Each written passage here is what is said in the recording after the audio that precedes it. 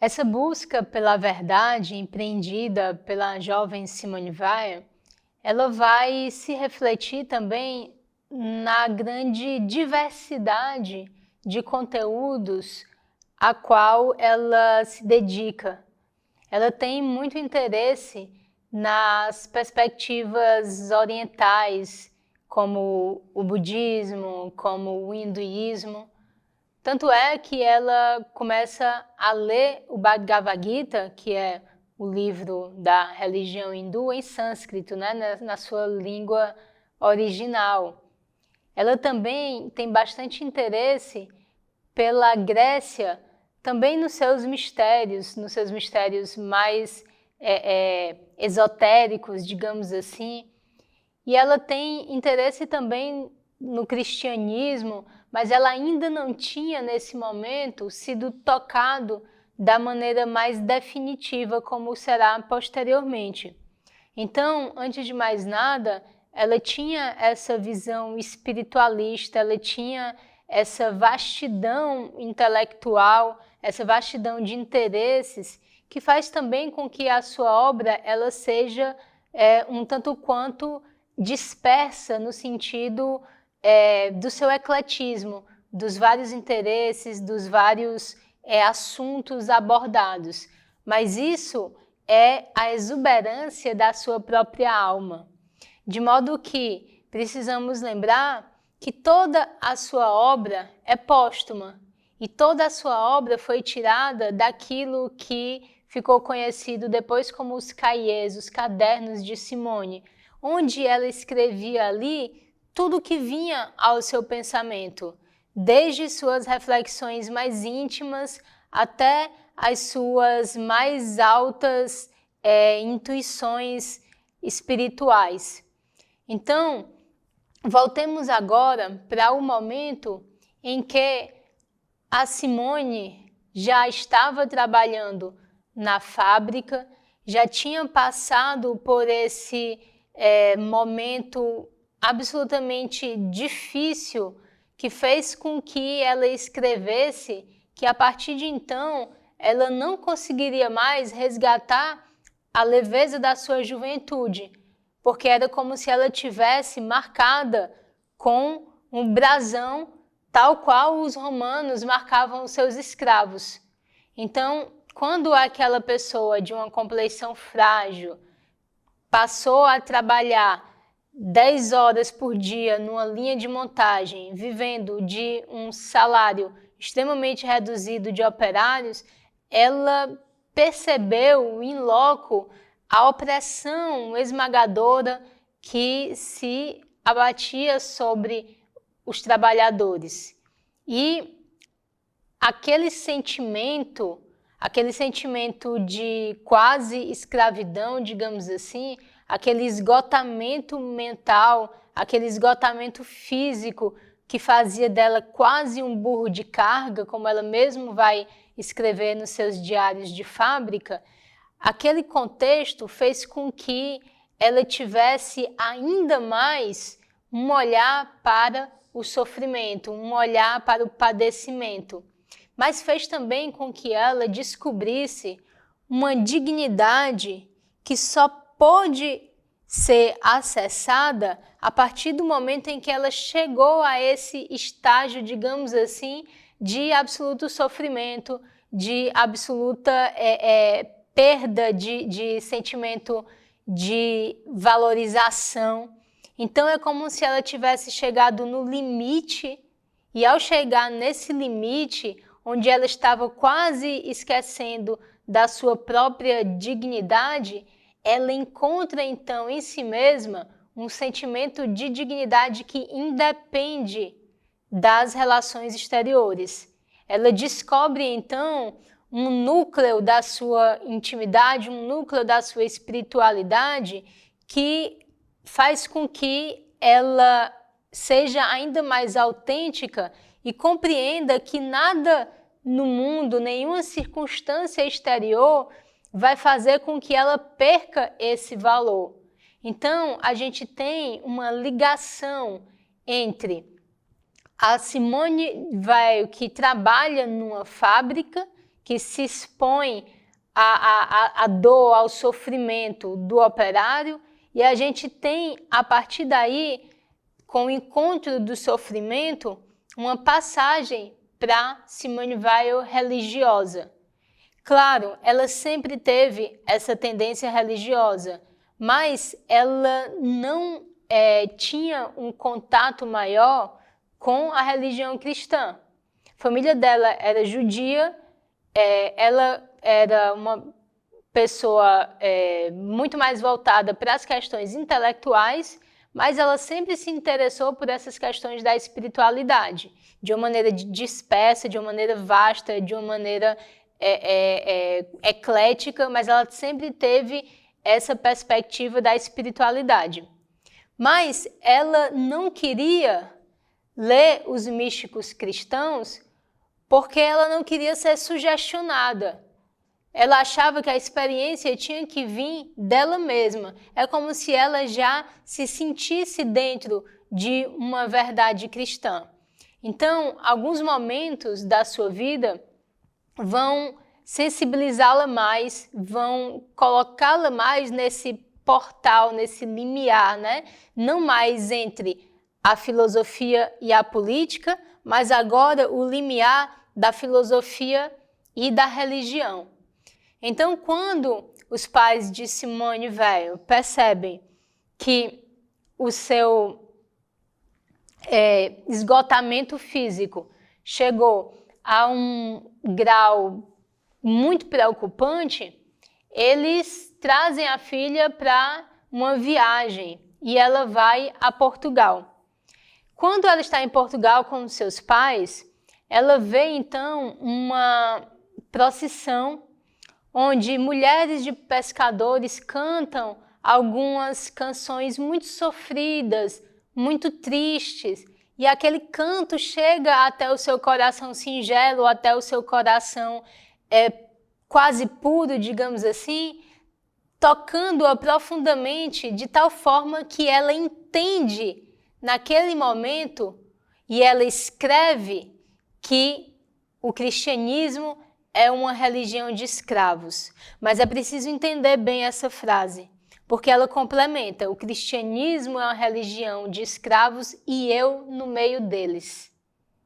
É muito interessante esse primeiro momento de experiência religiosa de Weil, porque ela usa um termo, uma interpretação que o próprio Nietzsche faz do cristianismo. Nós sabemos que o Nietzsche é quem diz que o cristianismo é a religião dos escravos e que Nietzsche é um ferrenho crítico do cristianismo. Nietzsche entende toda a moral cristã, toda a moral judaico-cristã como uma inversão de valores que faz com que a moral do rebanho prevaleça. Então ele tem uma leitura muito crítica. Então é interessante que uma personalidade como a de Simone Weil traga essa interpretação de Nietzsche de que sim, o cristianismo é uma religião dos escravos e eu com eles. Ou seja, o cristianismo é uma religião que está ao lado dos mais fracos, mas que é capaz de tirá-los dessa situação, de erguê-los à sua dignidade de filho de Deus. Então, esse foi o primeiro momento das singulares experiências de Simone Weil. Um outro momento que é narrado nas suas biografias é o momento em que ela vai para a Itália. Ela sempre teve um grande interesse, uma grande admiração pelo pobrezinho de Assis, por São Francisco de Assis. Ora, ela que sempre teve o coração bondoso, o coração compassivo, ela que se misturava aos seus companheiros, aos operários, ela que desde criança se negava a comer as suas guloseimas para enviar agasalhos para os soldados em guerra. É claro que a figura de São Francisco de Assis era uma figura muito cara ao seu coração. Então, quando ela foi em Assis, na igreja de São Francisco, ela teve um momento também de experiência transcendente, de experiência religiosa, que ela anota no seu diário. E ela diz que uma força enorme, uma força maior do que ela, fez com que ela se ajoelhasse. Então, essas experiências são experiências interiores, são experiências da alma que dificilmente podem ser traduzidas. Nós lemos os testemunhos desses místicos e nós, de certa forma, é como se ouvíssemos alguma melodia, algo com que nós nos identificamos, mas de um modo um tanto longínquo. Mas o fato é que ela teve essa experiência, então algo mais forte do que ela fez com que ela se ajoelhasse. E aí ela começa a entrar nesse mundo do cristianismo, ela começa a entender que ela sempre pertenceu a Cristo, como ela vai dizer posteriormente. Então, as experiências elas vão se intensificando e uma outra experiência que ela vivencia se dá em um momento no qual ela lê repetidamente um poema que lhe foi entregue quando ela estava em uma igreja. É um poema em inglês que tem uma conotação religiosa, que fala sobre o amor, que o amor foi se sentar à mesa, e enfim, tem todo um simbolismo, e ela lê repetidamente, com muita atenção, aqueles versos. E aí a gente precisa entender, chamar a atenção para o fato de que a perspectiva filosófica de Simone Weil, sendo uma experiência de fronteira com a religião, faz com que os seus conceitos também sejam conceitos de fronteira, de modo que ela dedica ao conceito de atenção, à noção de atenção, um especial cuidado. Então, o ler com atenção significa se colocar com a alma inteira na leitura daquele poema. Então, essa ideia que hoje em dia se fala muito, né, da plenitude da mente, de você estar completamente focado em algo. Porque a atenção é a atenção do espírito, é o espírito tensionado sobre aquilo. É a presença do espírito. Então, quando Simone Weil lê aqueles versos reiteradamente, ela vai dizer que em um determinado momento, Jesus desce e a toma completamente. Então,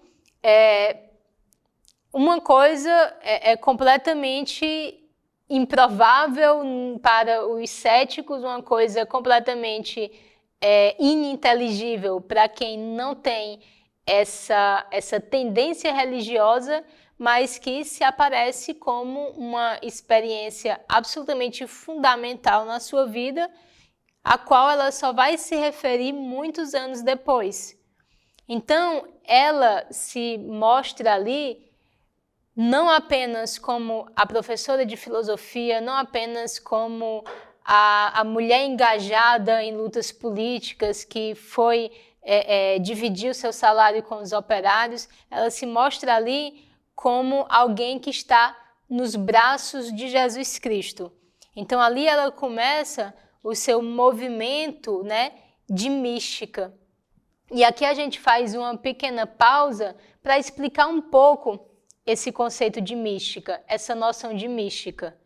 Mística não se trata da palavra pejorativa que muitas vezes o senso comum utiliza, no sentido de mistificação. Mas mística, no sentido filosófico, é uma experiência interior do sagrado. É uma experiência íntima do ser humano com Deus. A intelectualidade, a racionalidade, ela de certa forma é algo secundário, é algo que não toca imediatamente.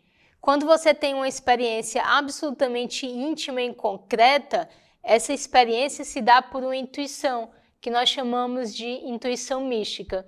Então, a experiência dos grandes místicos não é uma experiência de uma religião institucionalizada. Não é uma experiência que se dá dentro dos dogmas, digamos assim, da religião, mas é uma experiência que se dá na mais profunda intimidade, no mais profundo desapego e em uma profunda entrega de um espírito, de uma alma a Deus. Então, o que a gente pode perceber é que há sim uma ligação entre a Simone da fábrica e a Simone que se ajoelha. Que ela também tinha muito respeito, ela tinha muita autenticidade no exercício filosófico dela. Então ela queria sempre manter aquela autonomia, ela queria sempre manter aquela liberdade de espírito, aquela liberdade de pensamento que sempre foi muito marcante. Mas é óbvio que existe uma relação em todos os eventos da sua vida, porque todas as vidas humanas, elas têm uma integralidade, elas têm um sentido que só posteriormente nós conseguimos desvelar. Então, na fábrica, ela sentiu a possibilidade do ser humano se tornar um nada, se tornar alguém em completo sofrimento, em completo padecimento, em completa desgraça. Esse sentimento que aparece muitas vezes na obra de Simone Weil com o termo malheur, que a gente traduz ora como desgraça, ora como sofrimento, é algo fundamental. Por quê? Porque é como se fosse um interlúdio, é como se fosse um prenúncio dessa entrega maior da experiência mística. Toda experiência mística pressupõe o desapego. Toda experiência mística pressupõe um certo aniquilamento do eu. Esse aniquilamento do eu, essa descentralização, ela vem a partir do momento em que você está nessa situação que os grandes místicos começam a chamar em algum momento de a grande noite da alma, né? A noite negra da alma, como falava São João da Cruz. Então ela passou por esse momento, ela tinha graves crises de enxaqueca e uma outra experiência religiosa dela, ela narra no seu diário, foi quando numa das maiores crises de enxaqueca, ela escutava na igreja os cantos gregorianos, que ela muito apreciava. Então, essa mistura da sua incrível dor de cabeça, da sua incrível enxaqueca, com a beleza dos cantos gregorianos, fez com que ela ali sentisse, alcançasse, compreendesse de algum modo a paixão de Cristo. Então, o que nós percebemos aqui? Nós percebemos que a mística de Simone Weil, ela compreende essa tríade: beleza, sofrimento e graça. Então, tudo isso está muito interligado. O sofrimento, ele provoca a compaixão. O que é a compaixão? A compaixão é o sofrer com o outro. A compaixão é quando cai o véu de Maia e o indivíduo consegue sair daquela nuvem escura do seu próprio eu para perceber que ele está identificado com o seu irmão que sofre. Então, de alguma forma, na compaixão genuína, você tem acesso à verdade. Aquela verdade tão almejada, aquela verdade tão buscada por Simone. E a beleza? A beleza é como se fosse uma armadilha de Deus para que o nosso olhar se volte para o espiritual, para o supranatural, para o transcendente. Então, é claro que a beleza, no momento em que ela promove esse desapego a partir da contemplação do belo, ela é uma espécie de etapa da ascese mística. E o momento da graça, o momento do acolhimento, é como se fosse o momento final, mas um momento final que tem um desdobramento, que é o desdobramento da ação, que é o desdobramento da caridade. E aí eu lembro um outro pensador, um outro filósofo francês muito importante, que é o Henri Bergson, que no seu último livro chamado As Duas Fontes da Moral e da Religião, ele faz uma leitura do que seria a mística. E ele entende como a mística completa, como o misticismo completo, justamente o cristianismo. Por quê? Porque o cristianismo ele não se esgota na contemplação, mas ele se desdobra na ação caritativa. Então, a leitura que o Bergson faz do místico cristão como aquele que não fica na redoma da pura contemplação, mas que vai ao mundo porque ele é capaz de beber na fonte primeira do amor que é Deus e assim conseguir a força de amar a humanidade. Então essa interpretação da mística, ela é totalmente compatível com a mística vivenciada por Simone Weil, porque não se trata apenas de uma contemplação, mas se trata da beleza da cruz. E a beleza da cruz, ela não se esgota em si mesma, mas ela pede o testemunho. Ela pede o testemunho daquele que carrega a sua cruz e se oferece para carregar a cruz dos seus semelhantes. Então, nesse contexto, a mística Simone Weil, ela consegue, digamos assim, concretizar, finalizar todos os seus anseios, todos os seus movimentos iniciais de professora de filosofia, de operária, de militante, porque tudo se resume, então, nessa grande compaixão. Então, um padre com quem ela dialogava muito dizia o seguinte: me parece que a sua alma é muito maior do que o seu gênio. E ela era um gênio. Ela era um gênio. É incrível a diversidade de assuntos, a diversidade de temáticas, a argúcia filosófica que ela tem. Mas mais do que isso, ela tinha um coração gigantesco. Então ela foi um espírito que conseguiu harmonizar uma mente lúcida e um coração pulsante.